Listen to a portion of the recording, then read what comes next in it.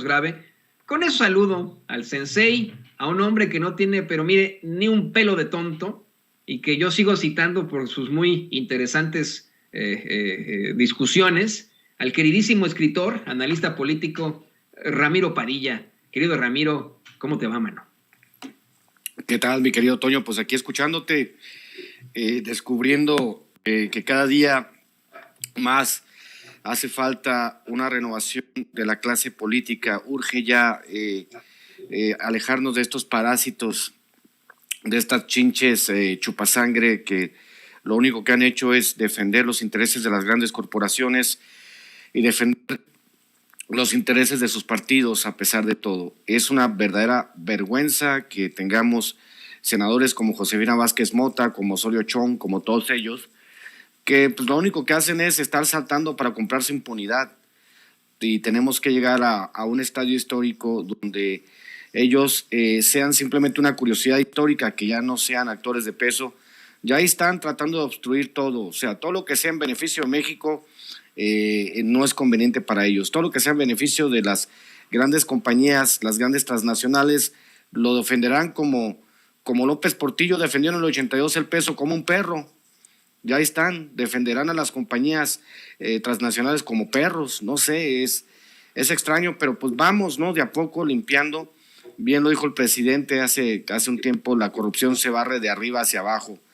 Es como ir desmontando un gigantesco edificio de corrupción, y pues tienes que empezar por la azotea, ¿no? Y ahí vamos de a poco, mi querido Toño.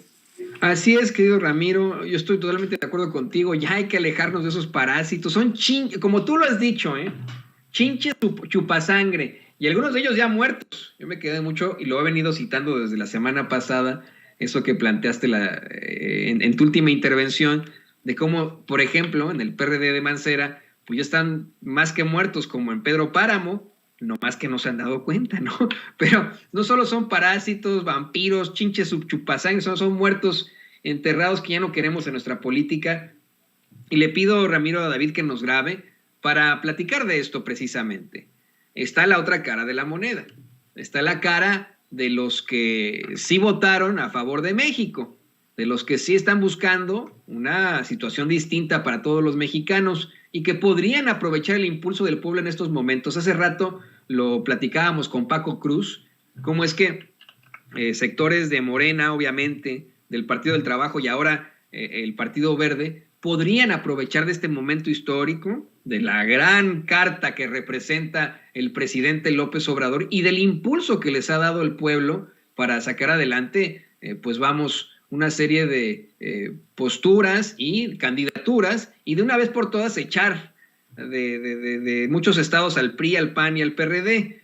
Antes de que me des tu comentario, déjame compartirle al público consentidor cómo es que el presidente López Obrador agradeció a los diputados y senadores que nacionalizaran el litio. Es que, te digo, esta es una situación de sentido común, ¿no? O sea, perdón, yo sé que tú, pues no, casi, no, sí dices como yo muchas peladeces. Perdón, ofrezco disculpas al público consentidor de Sin Censura. De chiquillos por ahí tápenle los oídos, pero son mamadas, ¿no? O sea, ¿quién se va a ir con la finta de, ay, no hay que nacionalizar el litio, hay que entregárselo a los chinos, hay que entregárselo a los rusos, hay que entregárselo a los estadounidenses, hay que entregárselo a Elon Musk? Pues, ¿quién en su pinche sano juicio va a pensar eso, no? Pero bueno, aquí está el presidente agradeciendo a los diputados y senadores que nacionalizaron el litio.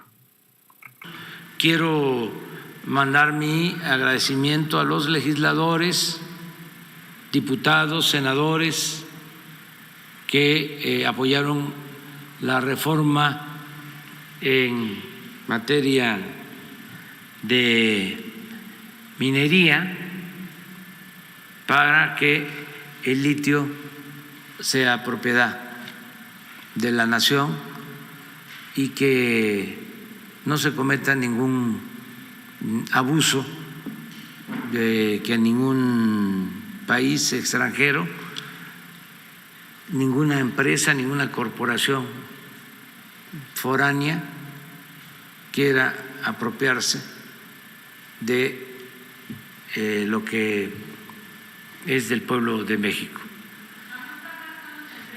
Mira, así de rápido. Yo pienso que vamos... Hicieron su trabajo, hicieron su chamba. Más que todo hicieron su chamba, se les agradece, qué bueno que el presidente lo plantea en la mañanera, pero pues era mi querido Ramiro, no sé qué opines tú, pero pues era de puro sentido común, o sea, tú estando ahí ¿a poco vas a votar por Elon Musk, Ramiro? Oye, me recuerda mucho a la gente. Vamos a darle una referencia de la cultura popular. No sé si te acuerdas de la famosa serie de Malcolm, el del medio, ¿no? ¿Cómo no? Hay una frase de Dewey, el hermano menor de Malcolm, y digo yo, y parafraseo, ¿no? No espero nada de los prianistas y sin embargo me decepcionan. En el caso de los legisladores del PT y de Morena y del Verde, pues obviamente tienen que defender los intereses de la población. Este es un tema muy interesante, Toño, porque al final de cuentas, si nos vamos a la historia, lo he mencionado en otros espacios, tiene mucho que ver con cómo está constituido el poder político en México. En el caso de los legisladores del PAN y del PRI, pues obviamente siempre han obedecido a los intereses de su partido, no a los intereses de sus votantes. Lo decía, yo recomiendo mucho el libro todavía, aunque sea un ideólogo de la derecha, mi querido Gabriel Said, de los libros Al Poder o El Progreso Improductivo, ¿no?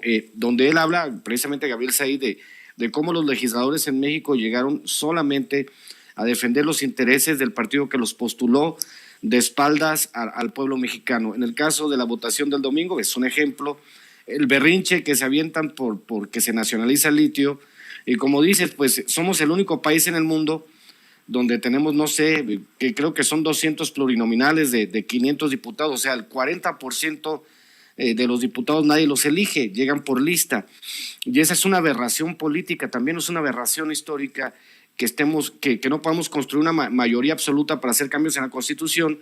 Lo podía hacer, por ejemplo, Peña Nieto, maiciando, por ejemplo, al Riquín Canallín, que anda prófugo y que se vendió súper barato para aprobar la reforma eléctrica, por eso, y todas las reformas estructurales de Peña Nieto, porque se pusieron de acuerdo PRI y PAN para saquear a México, pero nosotros en un gobierno de izquierda no podemos construir una mayoría porque obviamente el PRIAN a través de 80 años construyeron un marco jurídico, un marco legal para evitar que los fueran a perseguir, porque como siempre he dicho, pues son rateros, pero no pendejos. Obviamente detrás de ellos hablan, y me parece muy bonito el término, ¿no? Legalidad, convenios internacionales, competitividad, ¿no? Que es parte de este trabajo, de este ensamble ideológico de la derecha que le han vendido a la gente y que repiten muchos como pericos de las redes sociales cuando se trata de establecer una discusión. En el caso, obviamente, de las jugadas que hace el presidente, como siempre, cuando estos cabrones, o sea, porque es un problema porque son dos juegos totalmente distintos. Mientras el presidente juega ajedrez, juega la defensa siciliana o juega lo que tú quieras, estos cabrones juegan damas o juegan damas chinas. Entonces, cuando hay diferentes tipos de juegos, pues obviamente que no se van a entender y la oposición viene pulverizando toda esta circunstancia en la cual ellos podían haber ganado un poco, pero pues están, como decía don Porfirio Díaz, no hay quien soporte un cañonazo, no sé si de 30 millones o de 50 millones de pesos por negarse a la reforma eléctrica. Entonces, lo que sigue, obviamente, sabemos, es muy difícil que en estas legislaturas, en los próximos años, se puedan hacer los cambios fundamentales, estructurales, porque obviamente ellos están enquistados y están en la negativa de hacer avanzar, a que avancemos una democracia más plena. Pues al menos sí tendremos que exhibirlos y como decía el profesor Paco Cruz, pues vamos a irlos pulverizando de a poco, porque también en la política no hay absolutos, mi querido Toño, no hay absolutos. O sea, esta es una guerra de aproximaciones, de a poco vamos buscando las maneras de ir desactivando los mecanismos que permiten que tengamos un sistema parasitario como el que tenemos, o no sé cómo lo veas tú.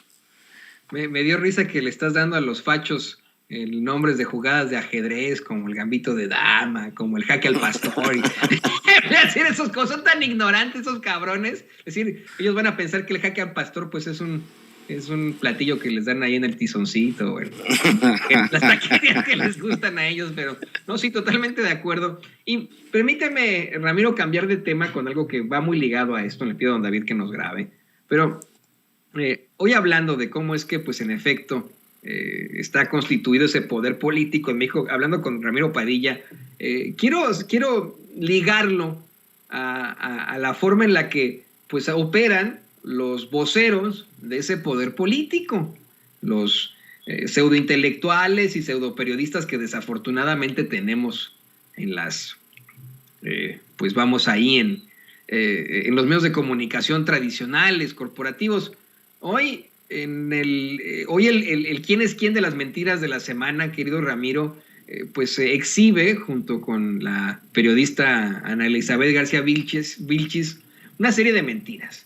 Desde la mentira que se aventaron ahí en MX sobre un supuesto avión de la Guardia Nacional que viajaba mucho a Houston, Texas, que para ir a ver ahí al hijo del presidente, se determinó que era una pinche fake, pero lo comparte Denise Dresser, lo comparte Raimundo Rivapalacio, lo comparte Azucena Uresti, ¿no? Y se habla también de una serie de fakes que envuelven al Tren Maya. Vamos primero con este, que es verdaderamente lamentable, el de un fake que no pueden reconocer estos pobres, no vamos, responden tal vez en sus redes sociales, pero no les alcanza ni siquiera para responder que en efecto la cagaron, que en efecto pues compartieron una fake news de MX, de un avión que pues no se utiliza para ese tipo de cosas, y quedan exhibidotes, siendo los voceros de los que supuestamente podrían significar esa oposición a López Obrador, esa gran oposición que consiguió detener la reforma eléctrica, querido Ramiro. Mira, es un tema bien interesante. Hay un libro, creo que por aquí lo tengo, que les voy a recomendar. Aquí está, a ver si lo alcanzan a ver. Se llama Cuando la posverdad nos alcance, del doctor Francisco Sepúlveda Cañamar. Está disponible en Amazon si la gente que lo quiera comprar. Y él está haciendo una labor bien importante de documentar todas las mentiras de la oposición. Como le gusta mucho jugar con estadísticas a Francisco Sepúlveda, pues habla precisamente de esto, ¿no? Pero si vamos a la otra parte, mi querido Toño, a la otra parte donde sí, obviamente, yo me hacía la pregunta de qué es lo que ha generado ideológicamente la intelectualidad mexicana, y sobre todo la intelectualidad orgánica, aquella que Salinas se echó al bolsillo, todos aquellos cuates que tenían contratos multimillonarios.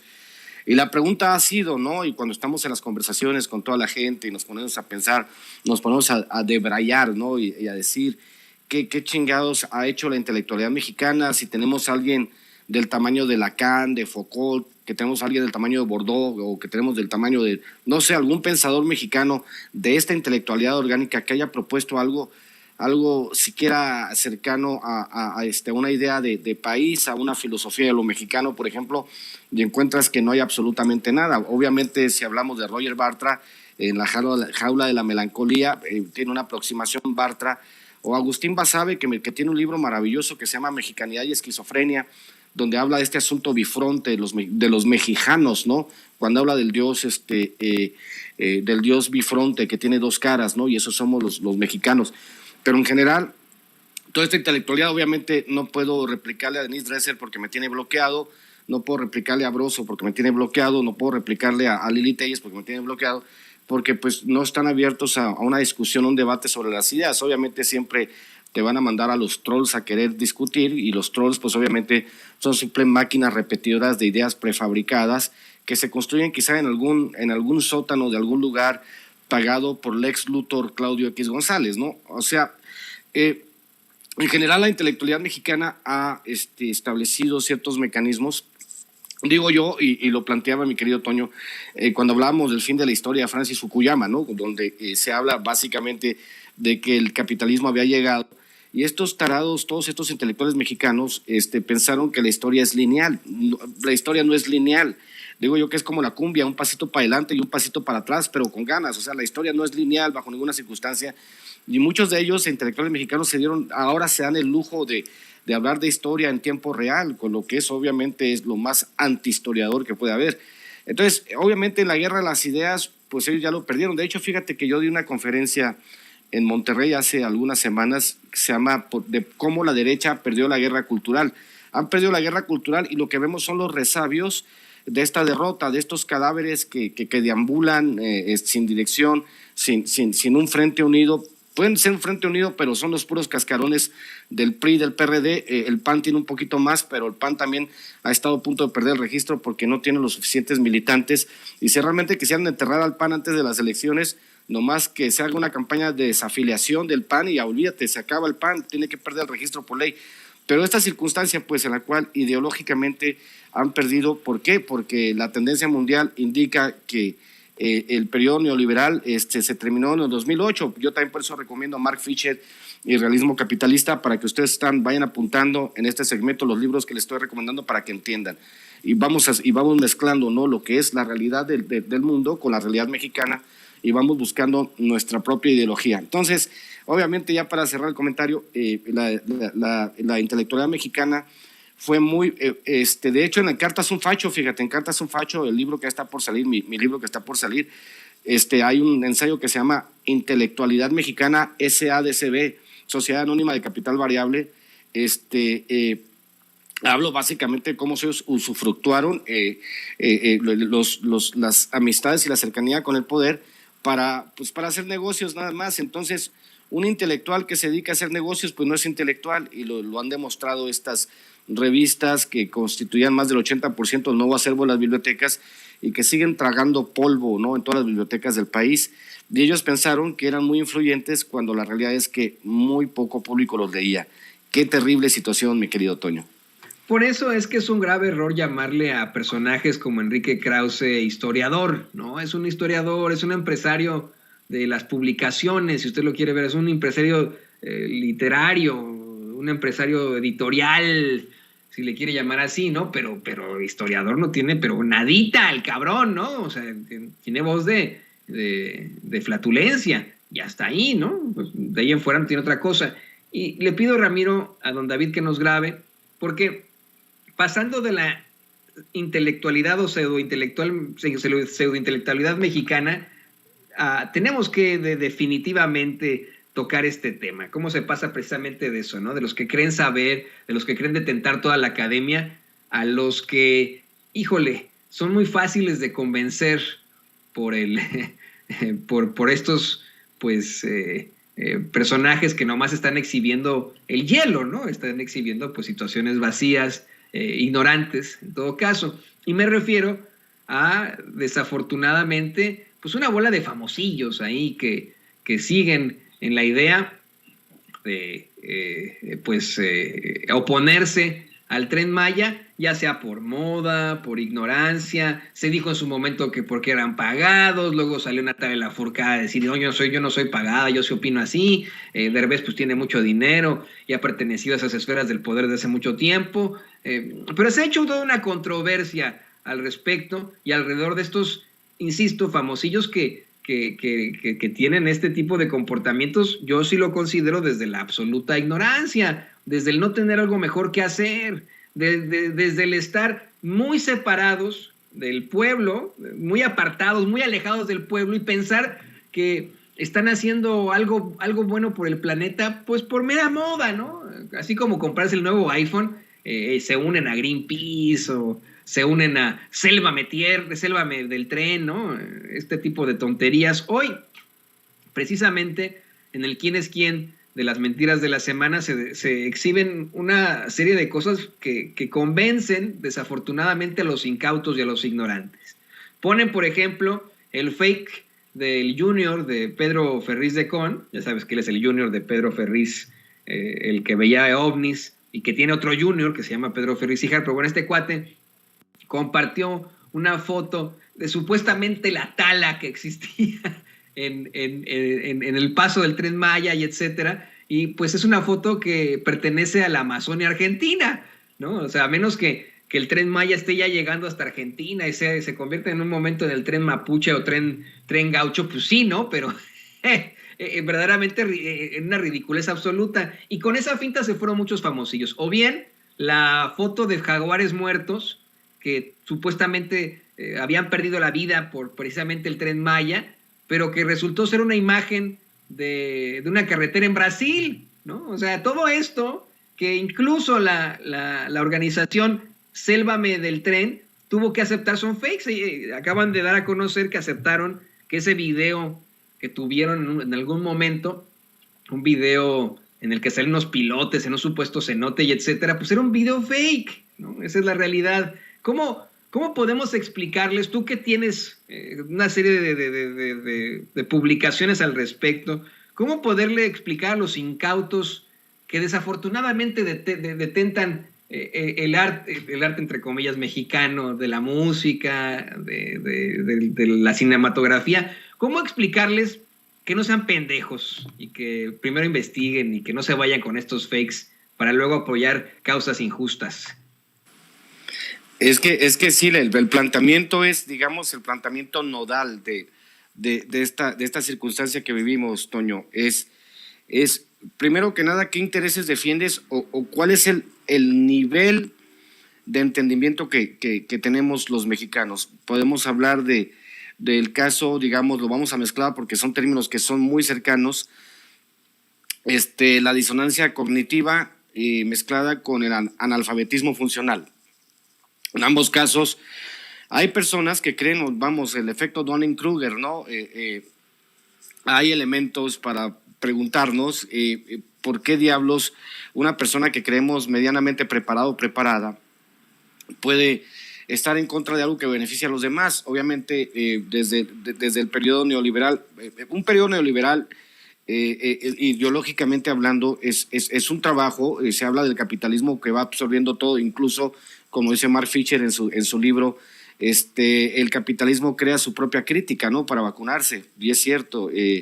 Este tipo de circunstancia en el cual el mexicano en general, por ejemplo, hablamos de los casos de todos esos artistas, no sé si llamarlos artistas, pero sí, digamos, usufructuarios del privilegio de los papás, de los abuelos, del tío, del productor y la chingada, que absolutamente no han aportado nada al discurso público, pero sí son figuras mediáticas. Ser una figura mediática no implica que lo que tú digas tiene cierta veracidad o tenga algún punto de veracidad.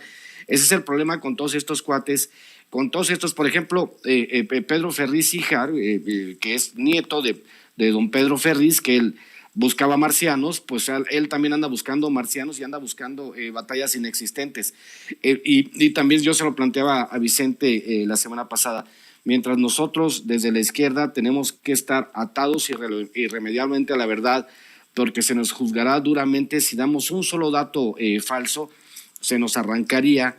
La izquierda la derecha tiene una avenida anchísima, ¿no?, para mentir, para tergiversar, para decir lo que les pega la gana, y no va a haber quien los llame a cuentas. Al menos este ejercicio inédito de los miércoles de quién es quién, pues obviamente lo está exhibiendo, pero hay mucha gente todavía que construyó su cultura a través de Televisa, a través de la televisión, y creen que una imagen respetable, una persona blanca con apellido compuesto, de traje, que sale en la televisión, necesariamente está diciendo la verdad. Esa es la otra parte en la cual nosotros desde los medios alternativos estamos intentando explicar que el asunto no es así, porque había una circunstancia muy específica, muy particular, en la cual, pues obviamente, digamos, pues nomás por el ejemplo, y está en el libro de Jesús Lemus, Jaque a Peña Nieto y su imperio de corrupción, pues que había una partida en la cual se le pagaron 60,000 millones de pesos, ¿no?, a los medios de comunicación para que trabajaran a favor del sistema, sobre todo los grandes dueños. Entonces, estos cuates que se oponen por oponerse, y que obviamente muchos de ellos, como Eugenio Derbez, tenían grandes fideicomisos para hacer sus pinche churros, ¿no?, churros de whitexicans de la Condesa con crisis existenciales, y que no reflejaban en realidad lo que se necesitaba en el cine mexicano, por ejemplo. Estos cuates pues están divorciados de la realidad, esa es la verdad. Están obviamente defendiendo algo que ya no existe, porque el sistema que existió hasta el 2018 ya no existe, ese país ya se acabó. Hay una circunstancia histórica totalmente nueva, y esa circunstancia en el corto, mediano y largo plazo no va a cambiar. Esto significa que nosotros desde la izquierda tenemos el poder absoluto. Obviamente no lo tenemos la Cámara de Diputados y en el Poder Judicial, porque vamos a tener que ir limpiando de a poco, pero estos artistuchos y todos estos tarados que salen a despotricar todos los días en los medios de comunicación deberían de entender que no van a regresar esos tiempos.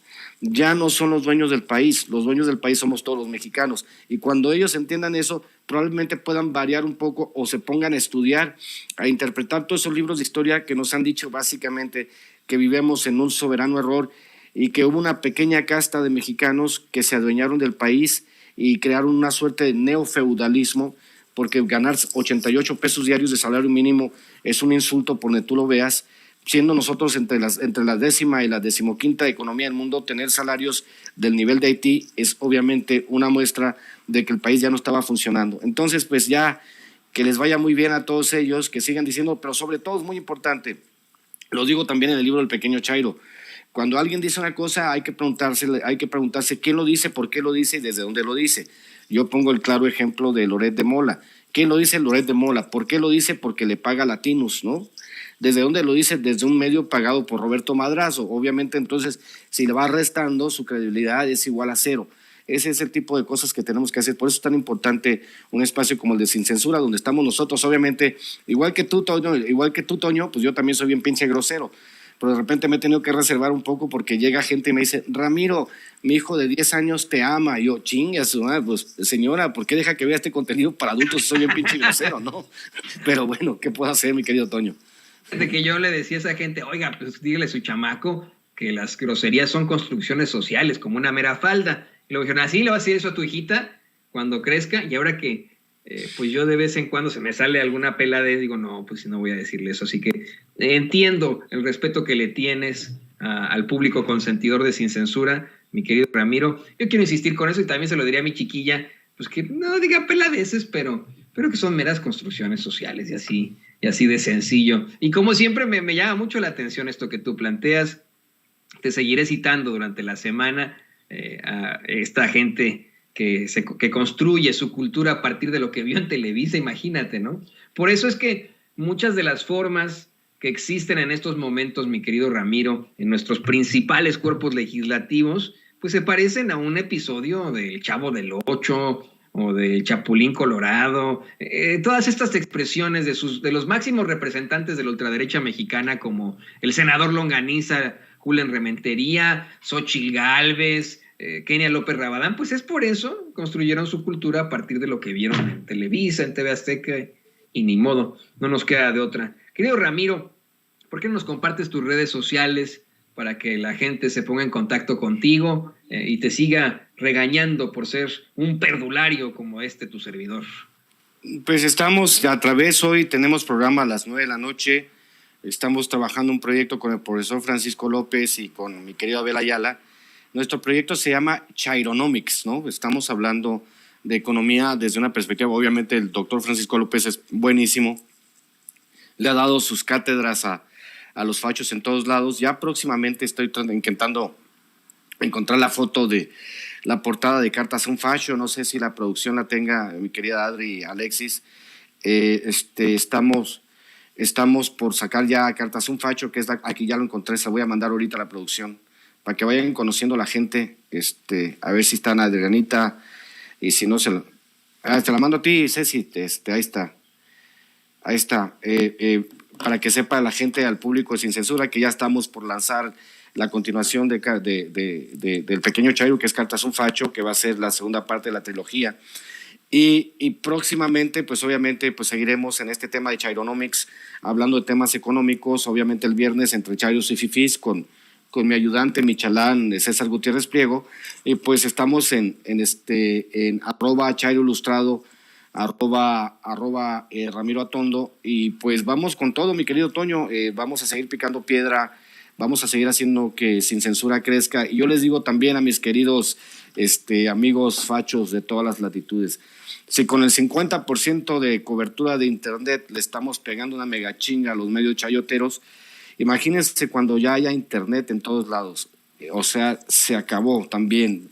Las sociedades evolucionan hacia nuevas alternativas y nosotros, al menos por los próximos años, vamos a ser la alternativa más creíble para que la gente entienda cuál es la verdad, porque nosotros no tenemos ningún incentivo para decir mentiras. Bueno, lo más importante para nosotros es nuestra credibilidad, porque como decía mi abuelo, la reputación es una camisa desechable y solo te dan una a la vida.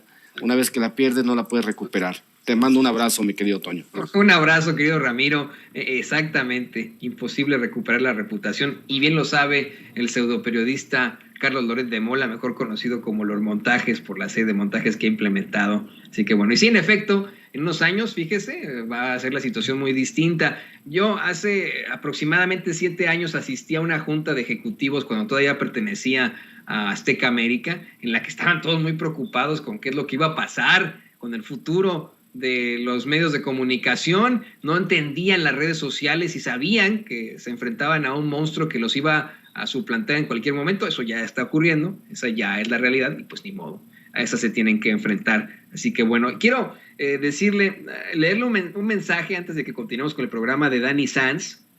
Dice: Toñín, respeta las creencias de los demás. Se refiere a cuando pues hay papás que no quieren que sus hijos digan grosería. Estoy de acuerdo con eso, no me entendió usted bien, Dani.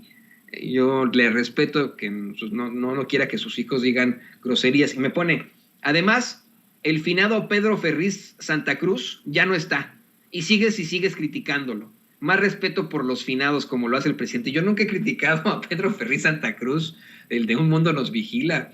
Al que critico es a su junior y al junior de su junior, pero a él no, para nada. De hecho, le tengo la pregunta de los ¿cuántos eran? Híjole, ese ya no me tocó mucho, pero bueno. Le pido a don David que nos grábenos, don David, para darle contexto a nuestro siguiente y muy admirado invitado.